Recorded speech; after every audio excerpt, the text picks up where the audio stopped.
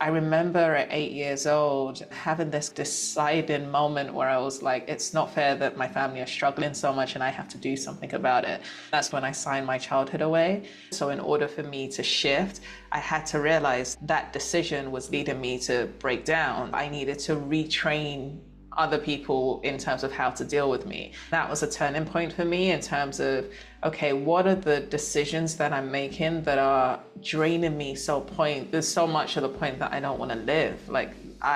It's not sustainable, clearly. And I'm scared that if I talk, I'm going to cry and not stop crying. And I'm like, you have pressure. So maybe the crying is going to release the pressure. And 2 weeks before she died, she said, okay, I'm ready. And it was too late.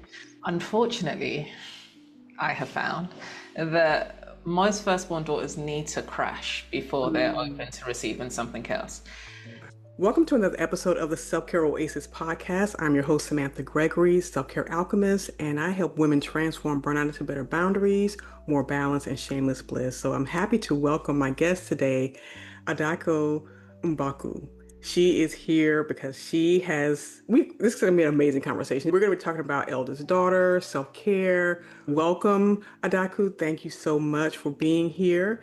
Please tell us who you are, what you're doing in the world, and how you're making a difference.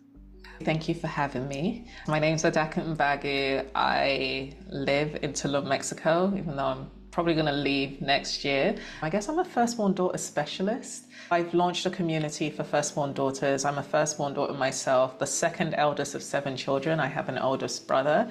I help firstborn daughters who are executives and entrepreneurs heal the traumas and limitations that have come from being the firstborn so that they can achieve more success with more peace, groundedness, balance, and healthier relationships. Oh my gosh, yes. So, eldest daughter specialist. Me being an eldest daughter, there's a certain dynamic around having that title. There's a lot of responsibility, what a lot of people are now recognizing as trauma. But I just want to get into how you have been, like your work as a eldest daughter specialist, but first, just as your own experience as an eldest daughter and how that has impacted your life and the work that you're doing now. Oh, wow, that's a big question. And do I keep it brief or do I give you the details? You So can many. keep the details, all the juicy details you'd like, because I know there are a lot of eldest daughters out there who just sometimes feel isolated and alone. And it's like, oh, you're just being dramatic. Oh, you're just being too much. It wasn't that bad, but we have a different perspective. We And definitely do. Okay, so for sure, we are not alone in this, but I will happily share my experience. I was born in Nigeria, a second child to my mom, but the firstborn daughter. Apparently, everyone doted on me. I was too young to remember. We moved to London when I was 6 years old. I think we just went from one extreme to another. In Nigeria, my mum was a kept woman. My dad was a really successful businessman. She had community around her, family living with her, all the things. And then when we moved to London, she was by herself with 3 of us, my little sister and my older brother, and she was pregnant with my other little sister. So she went from having abundance in every way to being on her own, 3 children, 4 on the way, and things kind of just didn't go well. She was a supply teacher and she would work sometimes, and when there was money it was great. When there wasn't, she would supplement on credit cards. Eventually that caught up on her. So a lot of my childhood memories was hearing bailiffs at the door, banging the door, breaking in, taking all of our furniture. We didn't really grow up with anything. We had an apartment, but it was a shell of a home. We made it a home, but there was no furniture. We didn't have toys. There was no gas and electricity for months on end. There was no food sometimes for days. And I remember at 8 years old having this deciding moment where I was like, it's not fair that my family are struggling so much and I have to do something about it. That's when I signed my childhood away. My mum got remarried. Her husband became schizophrenic. She felt like that was her punishment for leaving my dad. So her attention went to him.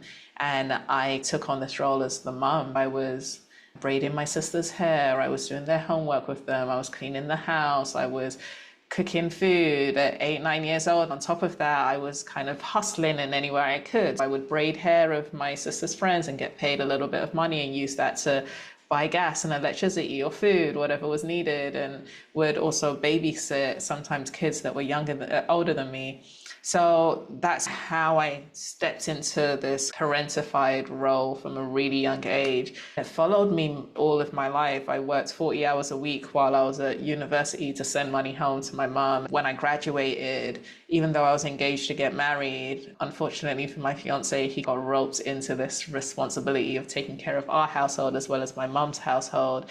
And the pressure of that kind of broke me in my mid-20s, where I felt like, hold on, I'm trying to carry all of these things. I'm working 12 hours a day at my job.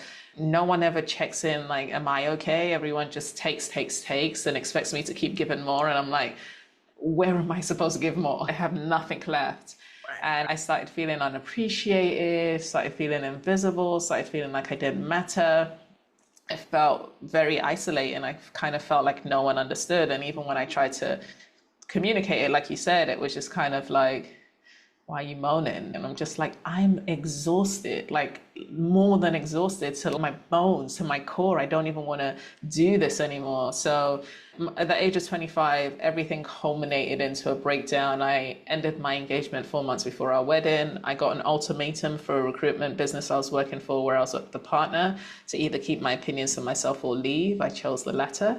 So then I ended up being homeless, jobless, moving into my mum's house. And at that point, we were at loggerheads because I resented her for not having a childhood and was trying to get her to acknowledge and apologize, which I was failing miserably. I'm sure a lot of firstborn daughters will be able to relate to that. And all of those circumstances happening at the same time led me to a breakdown, fell into depression, which was hard to accept because I didn't think I was a candidate for depression because I'm so strong. So it definitely humbled me, but I couldn't figure out the solution to it. And I thought, okay, if this is the rest of my life, I don't want to live. I had 2 failed suicide attempts.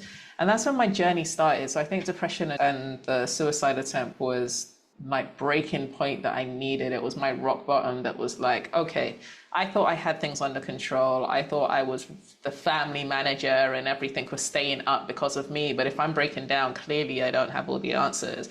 And that allowed me to open up to start doing the work. And after doing the work on myself, which led to a lot of results that we can go into, I got to a point where I was like, oh my gosh, I can help other women and other firstborn daughters heal in the way that I've healed and achieve similar results that I've achieved. Wow. So many parallels, my God.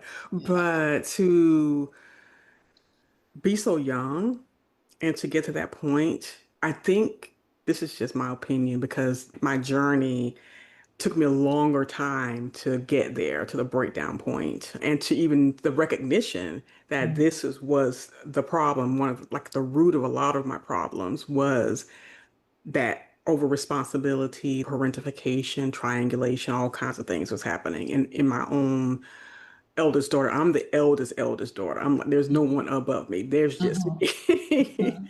But your experience to from also being the doted on child as a firstborn daughter, I was told the same thing. Why did it stop? Right, right, like pride and joy and all that good stuff. But then something shifts, something happens, something changes. And I think for me, it was when I turned 10 and I started my cycle. It was like I was pushed into another phase of life that my parents may or may not have been able to handle. But to hear your story and to see, not just, to hear so many other women's story as well, it's like the realization and I think also the grief Mm. that we go through when we recognize I was just a utility. I was a fixture. I was the problem solver and not a full-blown member of the family that was accepted just for being me, but for what I could do. So we're going to talk about all of that. But I also want to know, how did you get to the point where self-care became a part of that journey for you? And then we could talk a little bit more about the eldest daughter syndrome and the signs and symptoms and how others can actually get into the self-care and the healing that they need. Yeah, so self-care is still an evolving thing for me. I feel like there's levels of Mhm. it. So the first thing I had to realize, so once I started working with a coach after my suicide attempt, he asked me a question because you said like this responsibility that we all have. I spoke to someone recently and she said like this responsibility that was put on us. And I had to stop her and I said, one of the things that was a turning point for me was realizing at 8 years old, I looked around at what was happening and I decided I need to do something. No one said to me, hey, I'm recruiting you to this role and you have no choice and you're under duress. It was hard to accept because I did feel like if my mum is my parent and she can see what I'm doing, she should stop me. But at the end of the day, it's still me that made the decision and continued into my adulthood. So, in order for me to shift, I had to realize that decision was leading me to break down. I needed to retrain other people in terms of how to deal with me. That was a turning point for me in terms of, okay, what are the decisions that I'm making that are draining me there's so much of the point that I don't want to live. Like it's not sustainable clearly. Mhm. And I started looking at like, how do I start setting boundaries? It's like saying no to me. I think I realized subconsciously when my role in the family is the problem solver, or is the one that bails everyone out, or is the one that provides for everyone. The fear is if I stop doing that, then who am I? I'm not going to be needed. And are they even going to love me? And so, even though it was killing me in a way, I was also scared about not playing that role. So Mhm. then I had to face that and start putting those boundaries in place and saying no. And I would stutter when I would say no. And then there would be backlash and I would have to deal with that. And I had to accept that as part of the transition period, just like weaning a baby off of milk. The baby's used to having the boob or having the bottle. And when you Mhm. start pulling it away from them, they're like, what are you doing? This is my comfort. And you've gotten me used to it. That was the point that I started realizing, like when I was able to see, I made the decision which led to dynamics and relationships that are not sustainable and don't work. So I need to make another decision to learn how to start filling my cup up so that I Mhm. can not fall into depression again. Absolutely. And I was going to say earlier, you being 25, that was the age I had my first child. And I think that interrupted my process, interrupted the realization, the seeing. I guess people call it rebellious, but I removed myself from the household when I was 16. And because I knew that I was on a path of self-destruction or hurting someone else. So I left and I went to a boarding school. And I really have never been back home since. That enmeshment and codependency was still showing itself. Even though I moved out, I was still in close proximity. Even though I moved like 4 hours away, I was still taking on responsibility that I didn't really need to, but felt obligated to. Because again, who am I if I don't do that? What's my role? And finding it hard to redefine the role because I didn't have boundaries. I had a high professional self esteem, but I didn't have a very high relational self esteem. And so that really played a part. But learning those boundaries, going on this journey. And even though I went on my journey of healing and healing trauma, it still took a good 5 years before I recognized that this eldest daughter syndrome was driving a lot of things for me because you focus on the thing in your face. It was a bad relationship. So let me heal from that. But then it's like, okay, I kept going, well, what's the root? Why was I there? And coming to the realization that, you're really not who you thought you were in the family. This is really what was happening. And still being unable to find a different identity, to be able to be someone else and not even knowing who I wanted to be because that was all I knew. Yeah, I can relate to that. I remember being confused when people would ask me, what are your hobbies? I was like, hobbies? What's that even mean? I don't have time for hobbies. I'm taking care of how many people? You don't have a sense of self. I didn't know what I liked to do. Self-care was not, or self full stop, was not even a factor. So yeah, I can relate. How do you get out of that perpetual caretaking role? Because I'm taking care of not just myself, but To a degree, my kids still, because my son's on the spectrum, so I make appointments for him. My daughter, she's at a really critical point in her education, so I'm supporting her. I don't have any regrets or resentment about that, but then it's the other people. I've had to let go and say, you know what, I don't have any bandwidth or room for that, but still that habit is there to want to caretake and to want to fix issues and solve problems, so that perpetual caretaking role persists. And it's like, yeah, so now I'm going to about start my like 90-day rest and reset and recalibrate, where I'm just not doing anything for anyone but me. Even that feels hard and challenging, because it's like, am I going to really be able to do that? Do I really want to take that big of a step back and do nothing? But I know that for me to even get to another level of life satisfaction, that is the journey I have to take. Yeah, I think the key thing in that, in terms of learning how to kind of figure out balance, is understanding and getting sensitive to what your intentions and motivators are with each time that you feel the urge to give. Because giving, when done from a full cup, is rewarding. It feels really good. Yeah. And it is a skill that, even though it's like, yes, we can talk about the difficult things of being a firstborn daughter, but one of our gifts is that we know how to show up for people. So everyone that has a firstborn daughter in their life, I feel, is the luckiest person on earth, because if you want something done, we're going to do it. If you want someone that's loyal and dependable and all the things, firstborn daughters typically generally tick those boxes. But the drawback is that when we're not thinking about self-care and we're not checking in with ourselves that we have the capacity or resources or time to be able to show up, then we are given from a depleted place, which means that we need something to replenish. So then we start wanting appreciation, we start wanting reciprocity, because I give the analogy of a homeless person. If a homeless person lost $5 after making money on the street, they're going to really feel it, and they're going to be really stressed out about it. They don't know when they're going to eat. That $5 would have meant so much to them.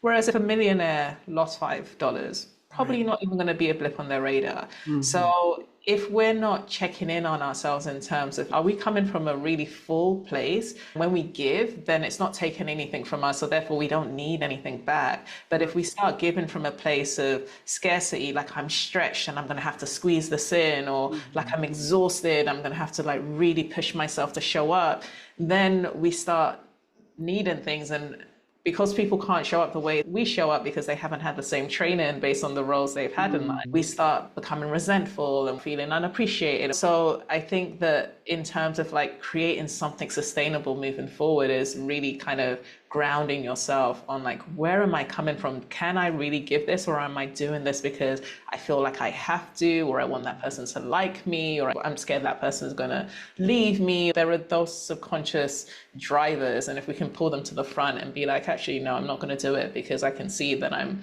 doing it in order to try and manipulate an outcome or prevent something from happening. Right. That's when there starts to be more balance. Hmm.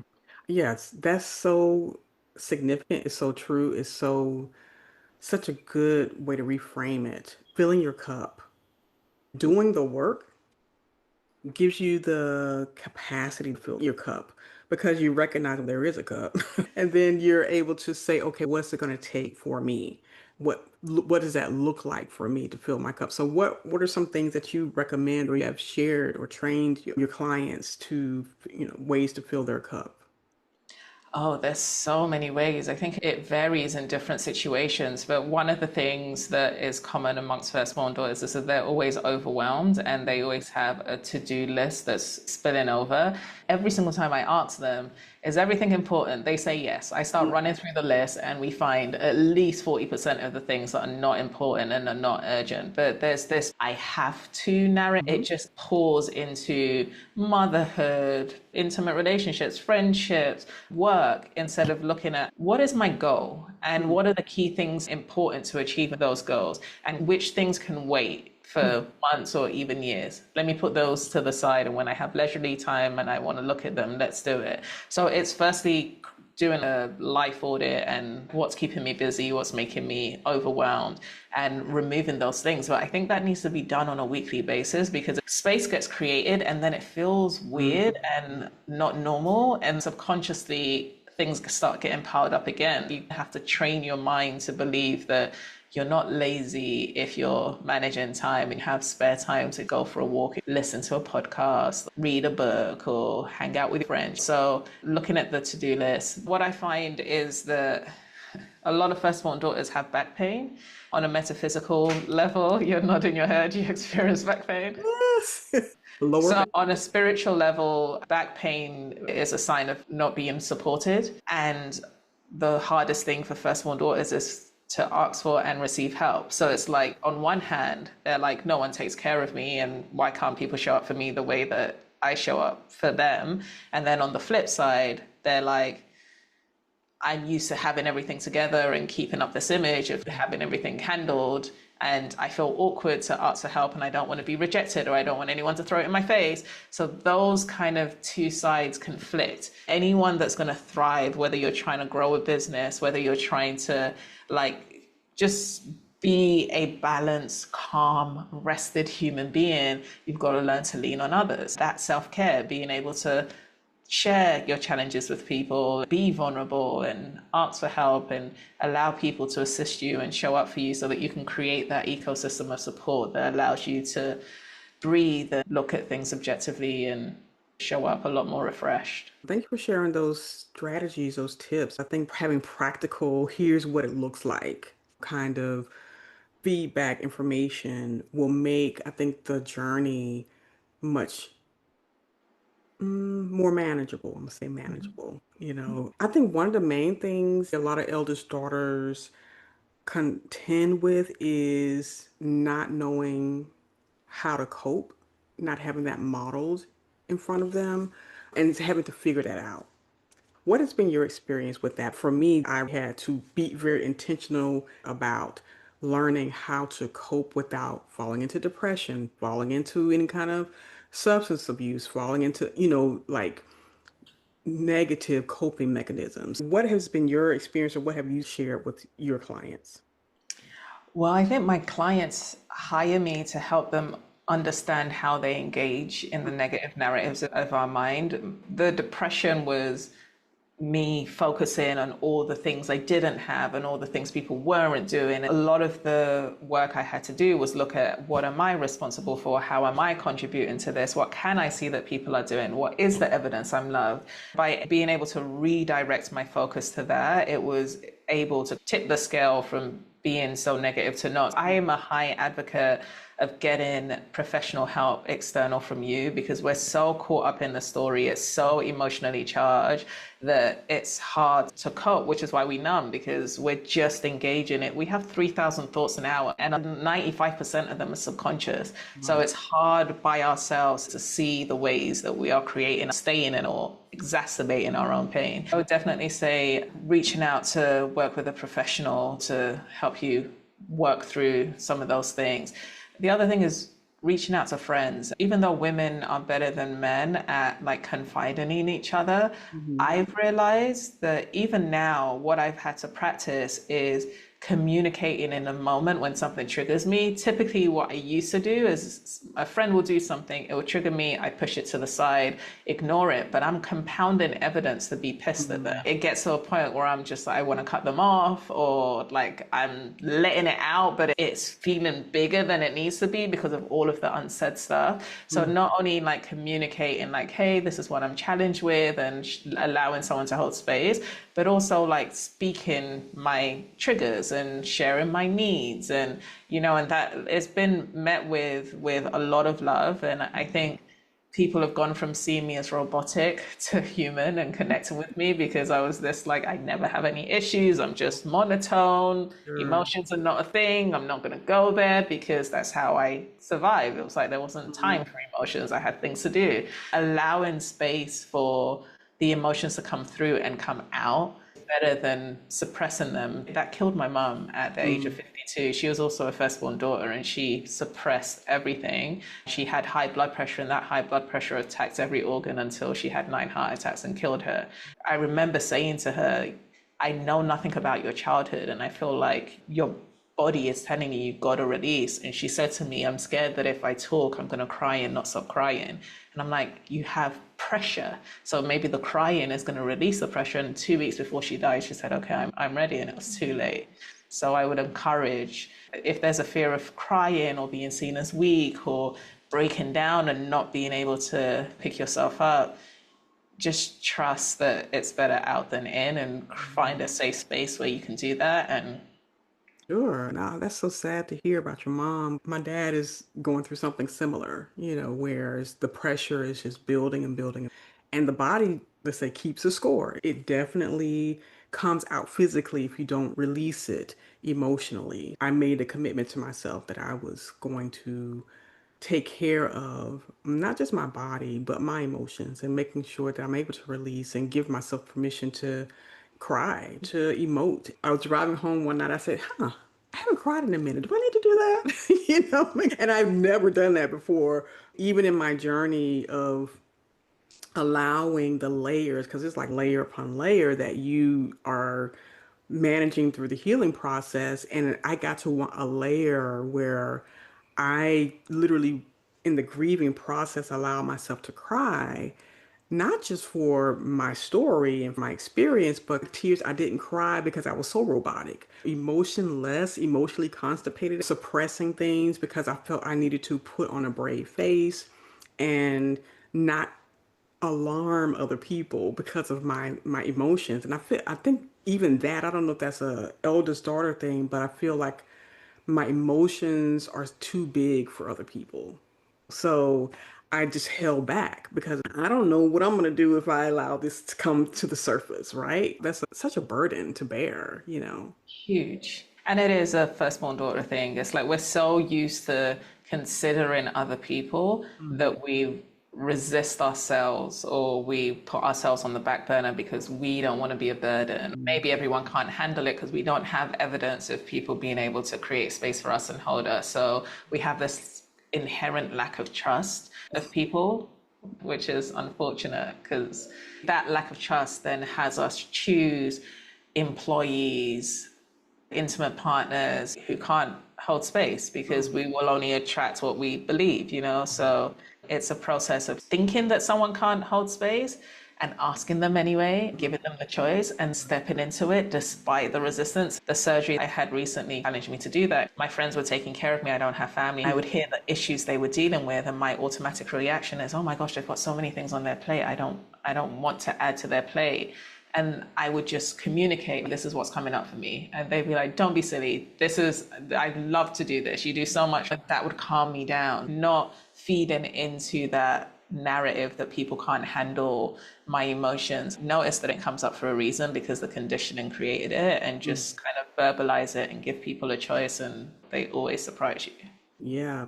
And if I feel like as an eldest daughter, because so much was on your shoulders, the weight of it, the burden of it, how you felt in it contributes to holding back and not wanting to be a burden because you have multiple people burdening you. But your little self felt like all of those people would be that you've been carrying, you have to put that on someone else now. I'm glad you said that because I feel that has been my thought process over the years and the reason why I felt my burdens or my emotions were too big because the people who had compounded all of their emotions onto me, the responsibility I've been taking for their emotions, multiple people, not just my own, it was like if I share this with a friend, then I feel like my one thing is going to be too much, even though it probably isn't. It's a perception. Yeah, it's really a loving thing, right? Because you're like, oh my gosh, I know how heavy this has Hmm. felt taking on other people's burdens. And I don't want to be the reason for anyone to feel this Right. discomfort or pain that I'm feeling. Hmm. So I don't want to share with them in order for them to feel it. The flip side is, especially if they're not firstborn daughters, there are people who are really good space holders that didn't have to play that role, that have all of the time and resources because they don't have the issues that we have setting boundaries. So they'll happily say, hey, I'm not available right now. I can make some time and we can have some hot chocolate and talk about it. It's light for them. Whereas for us, it's like, oh my gosh, I need to say no and I need to put a boundary. It's like so dramatic. So we're like doing a like for like, and it's not a like for like. There are people who have different experiences.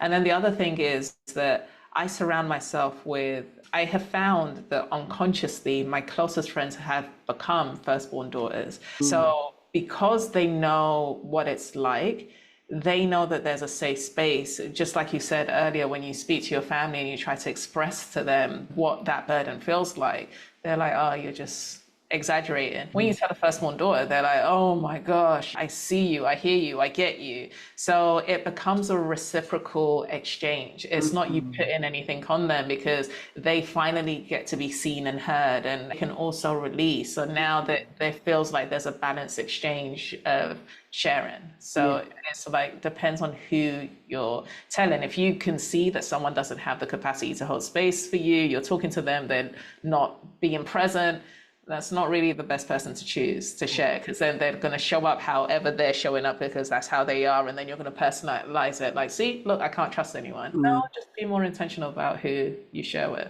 Right. I think giving yourself the chance to bring it up to that person, even though they can't, or you see they don't really have the capacity for it.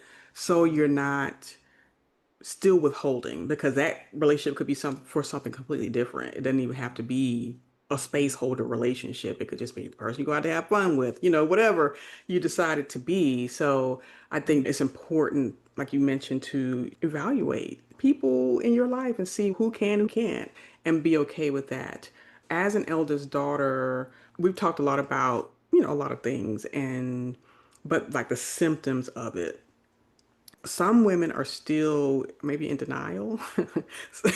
Some women may be like, I think, excuse me, pardon me, I don't really know. So like how would a woman know, this is what's happening to me, and you know, what are some first steps to start to move into this place of healing? Unfortunately, I have found that most firstborn daughters need to crash before they're open to receiving something else.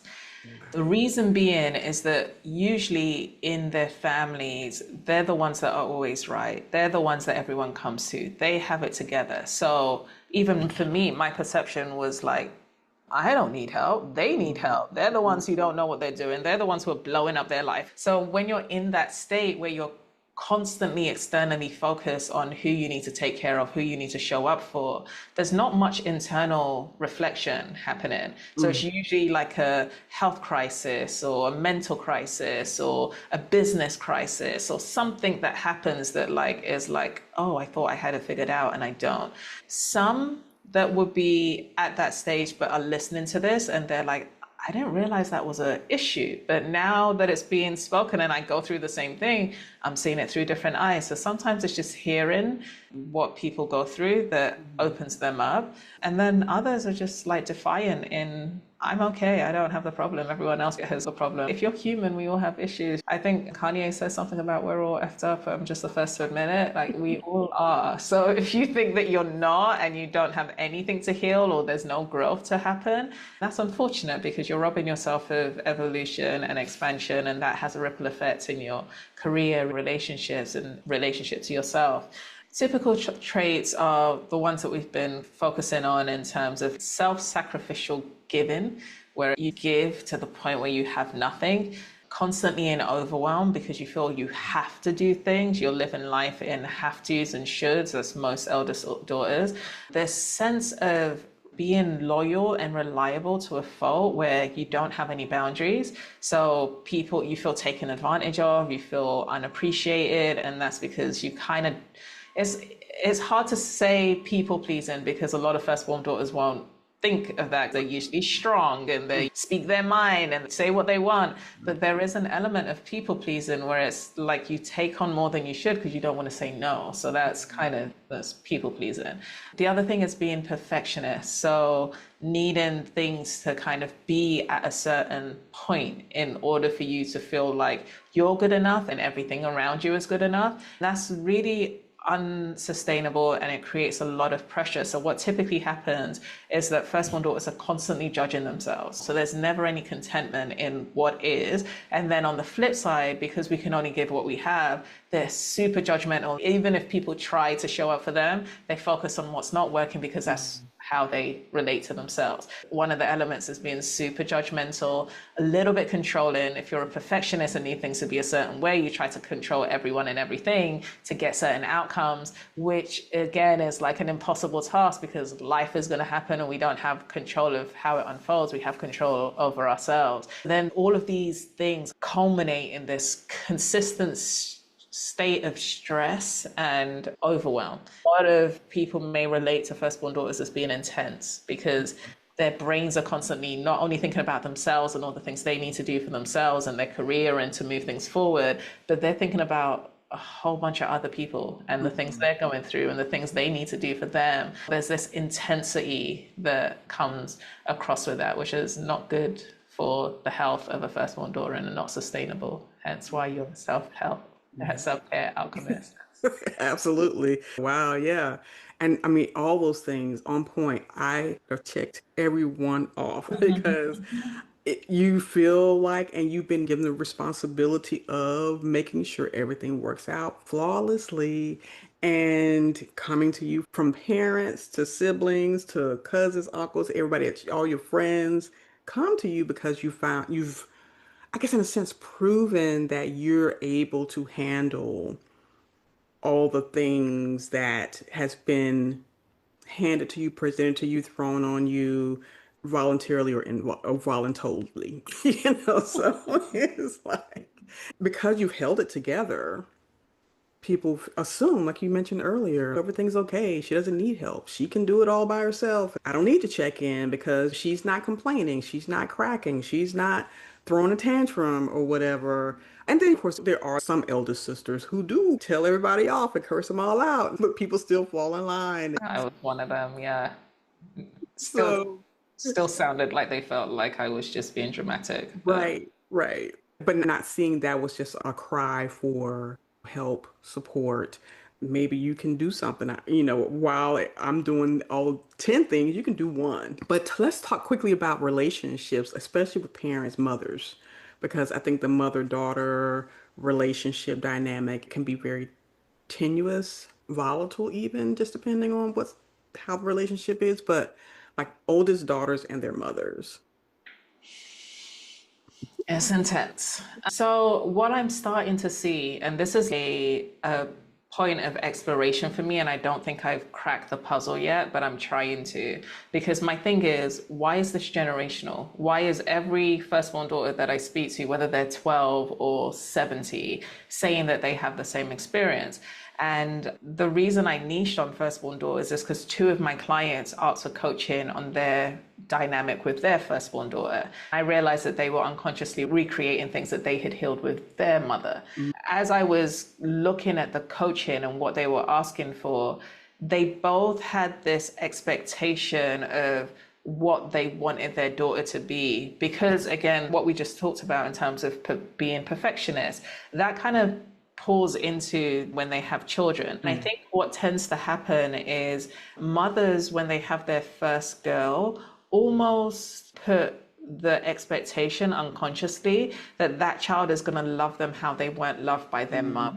So that's a lot of responsibility for a child, because now it's like you need to fulfill this void, and therefore you need to show up in a certain way. And that's what then makes a lot of firstborn daughters feel like you don't accept me as I am. You need me to be something that you want me to be in order for you to be happy. So then it trains the firstborn daughter to try and earn love. And then they start neglecting themselves to try and fit into this mold that the mother wants. So I don't know whether this applies to every single firstborn daughter. It definitely applies to me. It applies to the women that I've worked with, and the more I speak, I'm seeing that there's this pattern, especially if your mum is a firstborn daughter. Because my mum would say things like, when I would say to her, why don't you care that I'm giving everything to you to the point like I've got nothing left and I want to take my life.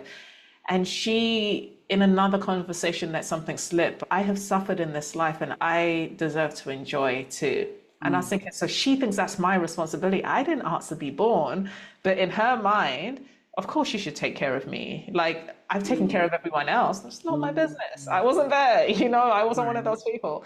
But I think there's this void in her of like, I had to do all of these things. When do I get to enjoy? And seeing as my daughter is this capable woman, then why shouldn't she? Actually said to me, once I started working out of depression, I told her that I forgave her because I like who I've become and I wouldn't have become this person if I didn't play the role I played.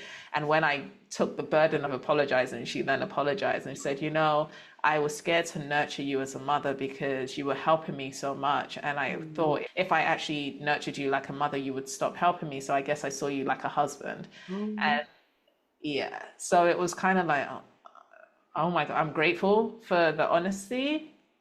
And wow, like I didn't really have a mom because you saw me as your husband and you didn't want to mother me because you didn't want me to stop the work. So me feeling used was true, but I know she was going through a lot. So I think that there is this dynamic of projecting expectations of the love that they needed but they're not getting, that needs to come from the firstborn daughter, and also their projected expectation of what perfection looks like because you're an extension of them becomes this expectation that is placed on the firstborn daughter. Wow, that's deep. That is really, really deep. Interestingly, both my parents lived, they're still together, but the dynamic with my mother was so interesting. It was almost like she saw me as maybe a husband as well. Her husband was there, but it's just like, why? Because she had okay, so there are four generations of firstborn daughters. So Makes sense. my daughter, of course, is a firstborn. I'm the firstborn. My mom's the firstborn. My grandmother's a firstborn. So, with that dynamic in place and the relationship my mom had with her mother was just fire and brimstone. It was crazy. My mom wanted a reprieve from the unrealistic expectations my grandmother placed on her and the responsibility she felt for her. My grandmother took up so much of my mother's energy by being her contentious and demanding self. There was nothing really left for her to give. I took a lot of responsibility. My dad was working all the time. I had a lot of resentment because I'm like, you actually have a husband. Why are you asking me to do all this stuff? Hearing my dad's complaints about things at home and my mother and my grandmother and all that stuff.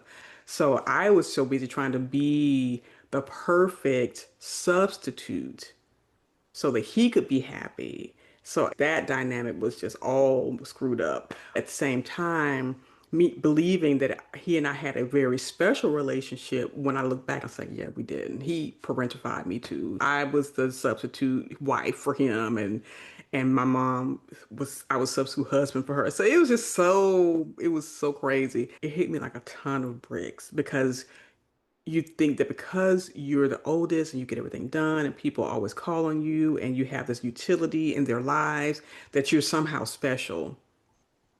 But then when the realization hits, it's like because you're now completely depleted and you're now, You are special to them. well, yeah.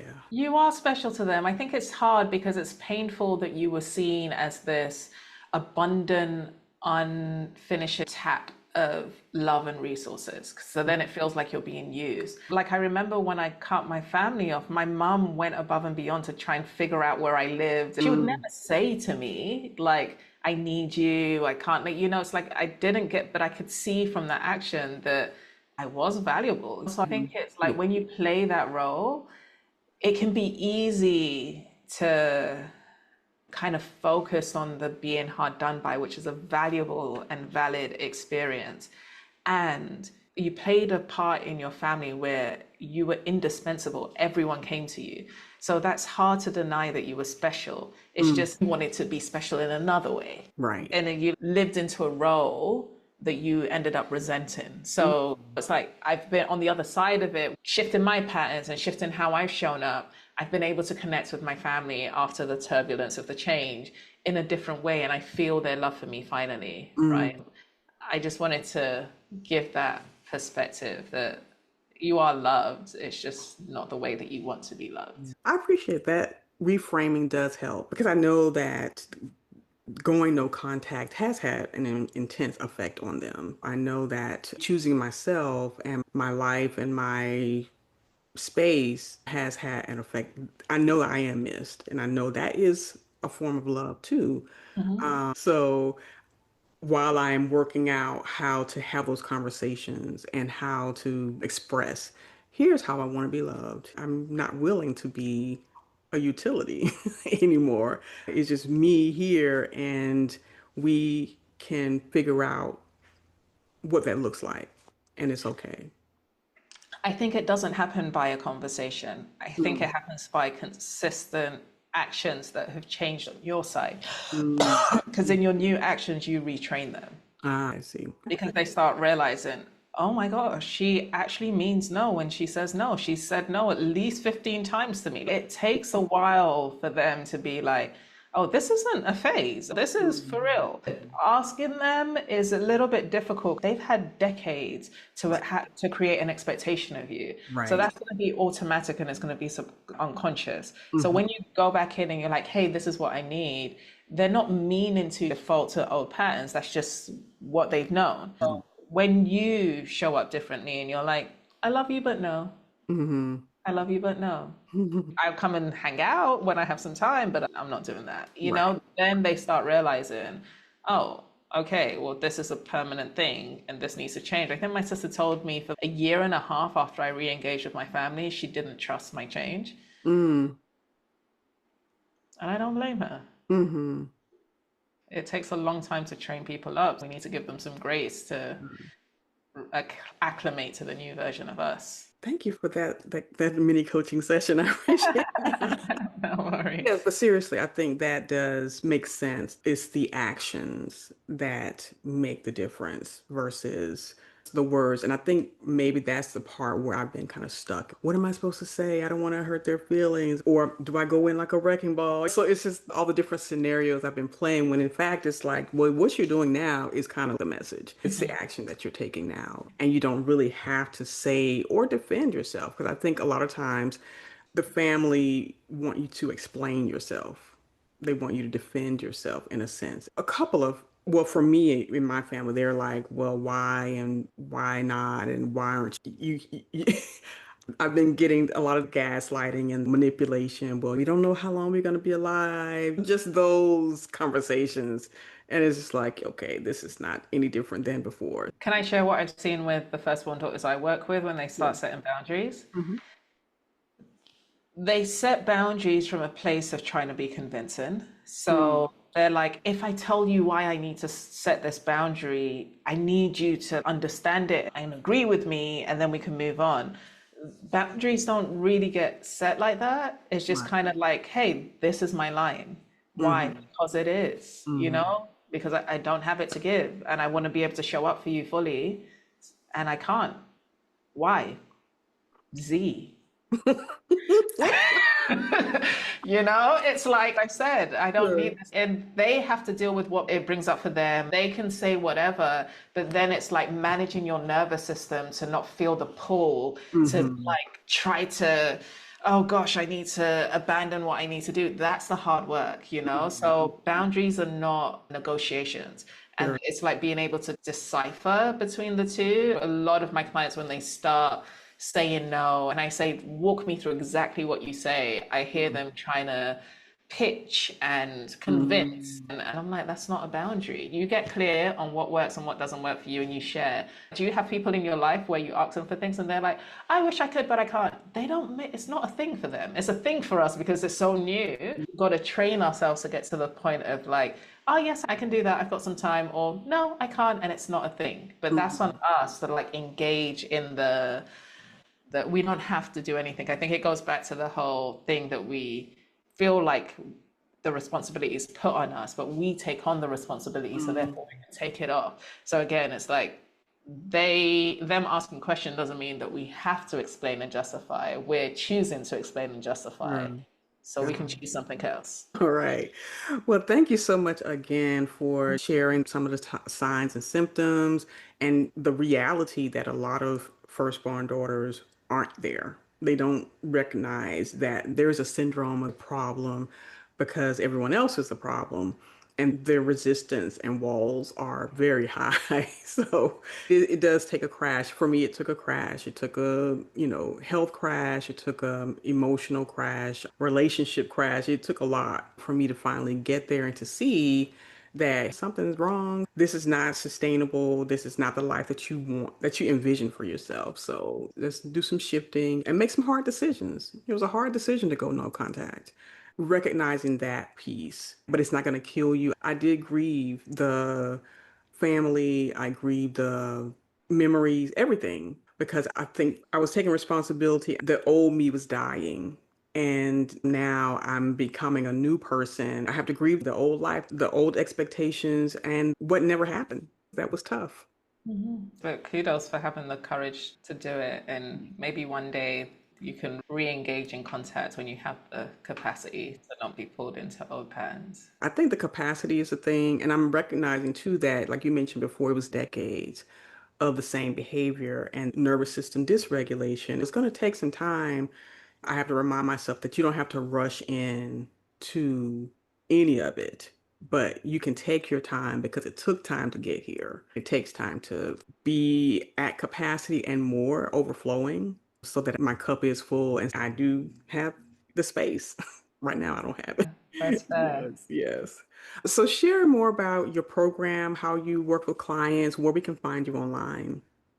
The Healed Hero community is a community I launched this year. I'm on a mission to grow it to 100,000 women globally who are executives and entrepreneurs that are doing the work to heal these firstborn patterns so that they can achieve exponential success with no stress and heal their relationships. I have a free masterclass to give people more insight on the methodology. The Firstborn Daughters medicine to true transformation and healing is vulnerability, and there's 5 phases of that. So I run through those 5 phases and how they can be implemented into your life and career. I can be found on my website, which is www.healedhero.com. I can be found on LinkedIn, Adaku Mbagwu, Instagram, all the things. I'm on all the platforms, and I promise to show up more on those platforms, but I'm there. Yes, at your own pace and leisure. Yeah. Thank you again.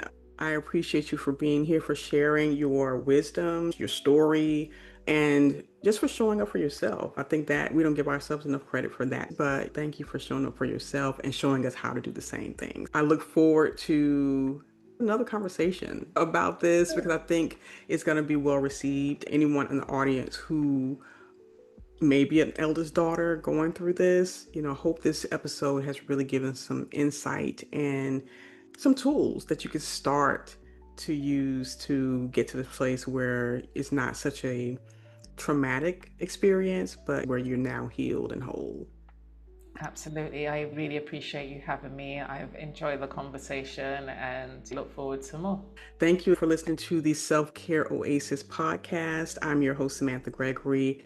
I look forward to seeing you in another episode. Until then, take care and choose your bliss.